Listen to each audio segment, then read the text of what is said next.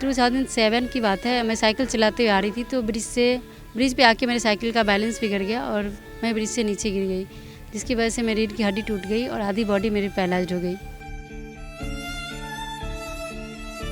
Bed पे रहते रहते मुझे 11 साल बीत गए।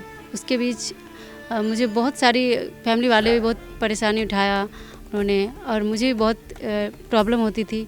आसपास के लोग भी जो मिलने आते सब बोलते, ओहो बेटी है, बेटी तो पराया धन होती है, अब तो ये लाइफ टाइम बोझ बन के रहेगी माँ बाप के ऊपर। तो इस तरह की बातें कुछ लोग कहते हैं, नहीं इससे अच्छा तो इसको जहर दे दो, मर जाएगी तो अच्छा है। और अब मैंने स्विगी में डिलीवरी का जॉब ज्वाइन किया है। ये मुझे निकी मैम ने ही बताया, और मुझे ये भी बताया कि बेटा आप ये करना चाहोगे। मैंने बोला ठीक है मम्मा, मैं करके देखती हूँ। 4-5 लोग तो अवश्य मिलते हैं प्रतिदिन कि जहाँ आप बहुत अच्छा काम कर रहे हैं, गॉड ब्लेस यू बेटा। वो बोलते हैं हाँ आप कीप इट अप, अपना सबके लिए प्रेरणा, आप हम लोग को इंस्पायर कर रहे हो। इस तरह के वर्ड हमें सुनने को मिलते हैं, कई सारे ब्लेसिंग्स भी मिलते हैं हमें। ਬਿਹਾਰ ਦੇ ਸਮਸਤੀਪੁਰ ਜ਼ਿਲ੍ਹੇ ਦੇ ਇੱਕ ਛੋਟੇ ਜਿਹੇ ਪਿੰਡ ਦੀ ਕੁੜੀ ਵਿਦਿਆ, ਜਿਸ ਦਾ ਸੜਕ ਹਾਦਸੇ ਤੋਂ ਬਾਅਦ ਅੱਧਾ ਸਰੀਰ ਅਪਾਹਜ ਹੋ ਗਿਆ ਸੀ। ਵਿਦਿਆ 11 ਸਾਲ ਤੱਕ ਮੰਜੇ ਤੇ ਰਹੀ। ਫਿਰ ਉਸਨੇ ਹਿੰਮਤ ਕੀਤੀ ਤੇ ਰਾਸ਼ਟਰੀ ਪੱਧਰ ਤੇ ਬਾਸਕਟਬਾਲ ਤੇ ਟੇਬਲ ਟੈਨਿਸ ਖੇਡਿਆ। ਵਿਦਿਆ ਨੇ ਸਕੂਬਾ ਡਾਈਵਿੰਗ ਕੀਤੀ, ਤੈਰਾਕੀ ਕੀਤੀ ਤੇ ਏਰੀਅਲ ਯੋਗਾ ਵੀ ਸਿੱਖਿਆ ਤੇ ਹੁਣ ਸਿਖਾਉਂਦੀ ਵੀ ਹੈ। ਅੱਜ ਕੱਲ੍ਹ ਉਹ ਆਪਣੇ ਗੁਜ਼ਾਰੇ ਲਈ ਸਵੀਗੀ ਲਈ ਇੱਕ ਡਿਲੀਵਰੀ ਗਰਲ ਵਜੋਂ ਕੰਮ ਕਰ ਰਹੀ ਹੈ। ਅਪਾਹਜ ਹੁੰਦੇ ਹੋਏ ਵੀ ਚੰਡੀਗੜ੍ਹ ਰਹਿੰਦੀ ਵਿਦਿਆ ਦੇ ਹੌਸਲੇ ਬੁਲੰਦ ਨੇ, ਜੋ ਹੋਰਾਂ लोगों ਲਈ भी मिसाल बनी है। मैं बिहार की रहने वाली हूँ। बिहार के समस्तीपुर डिस्ट्रिक्ट के एक छोटे से गांव से हूँ। 2007 की बात है। मैं साइकिल चलाते हुए आ रही थी तो ब्रिज पे आके मेरे साइकिल का बैलेंस बिगड़ गया और मैं ब्रिज से नीचे गिर गई, जिसकी वजह से मेरी रीढ़ की हड्डी टूट गई और आधी बॉडी मेरी पैरालाइज्ड हो गई। उसके बाद से मैं बेड पे ही रहने लगी। मेरे मम्मी पापा जहाँ तक वो सामर्थ्य था उन्होंने ट्रीटमेंट कराया, बट कहीं से कोई ये नहीं कि हम चल सकते हैं, कोई डॉक्टर ऐसा नहीं बताया। फिर मैं बेड पे ही रहने लगी। बेड पे रहते रहते मुझे 11 साल बीत गए। उसके बीच मुझे बहुत सारी फैमिली वाले भी बहुत परेशानी उठाया उन्होंने, और मुझे भी बहुत प्रॉब्लम होती थी।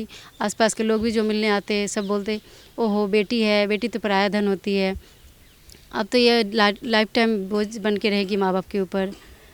तो इस तरह की बातें कुछ लोग कहते हैं, नहीं इससे अच्छा तो इसको जहर दे दो, मर जाएगी तो अच्छा है। तो ये सब बातें सुन के और भी ज़्यादा डिप्रेशन होने लगी मुझे, कि एक तो अपनी शारीरिक स्थिति ऐसी थी, ऊपर से मम्मी पापा परेशान रहते थे घर वाले, और ऊपर से लोगों के ताने इस तरह के सुन के। तो फिर मैं ऐसे ही भगवान से यही सोचती, इससे अच्छा या तो आप मौत दे दो या फिर आप कोई सही रास्ता लगा दो भगवान जी।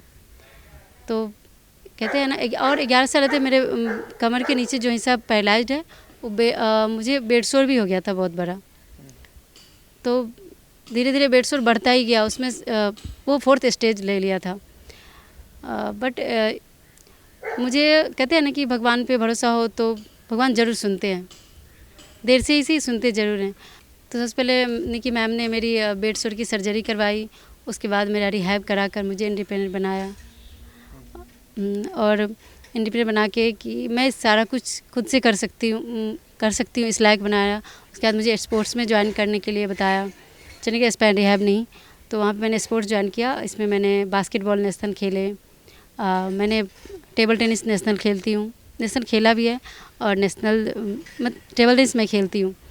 और मैंने स्कूबा डाइविंग करी, मैंने स्विमिंग करी, और फिर मैं एरियल योगा भी किया। मैं योगा करती भी हूँ और सिखाती भी हूँ सेंटर में। उसके बाद मैंने फैशन शो भी किया। तो सारा कुछ, इतना सारा कुछ, सब कुछ मेरे चंडीगढ़ स्पैन रिहैब ने मुझे एक नई ज़िंदगी दी है। तो बस भगवान को अरदास करती थी कि या तो सही रास्ता लगाओ या फिर अपने पास बुला लो। तो कहते हैं ना भगवान ज़रूर सुनते हैं। 11 साल बाद उन्होंने सुना और चंडीगढ़ स्पैन रिहैब के पास मुझे भेजा।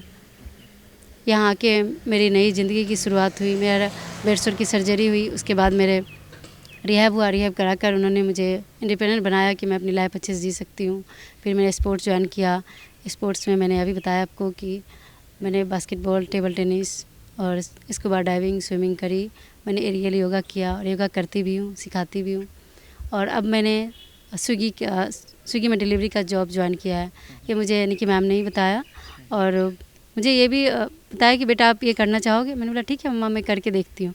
वो मुझे एक माँ की तरह मुझे प्यार करती हैं, और सेंटर में जितने भी पेशेंट रहते हैं सबको वो अपने बच्चों की तरह ही प्यार करती हैं।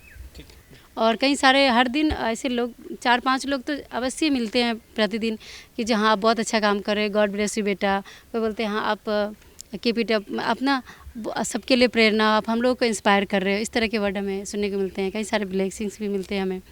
तो ये सोच के अच्छा लगता है कि हाँ हम जैसे लोगों के लिए हम एक प्रेरणा बने और उन्हें एक नई लाइफ जीने के लिए उन्हें हौसला मिले हमें देख के।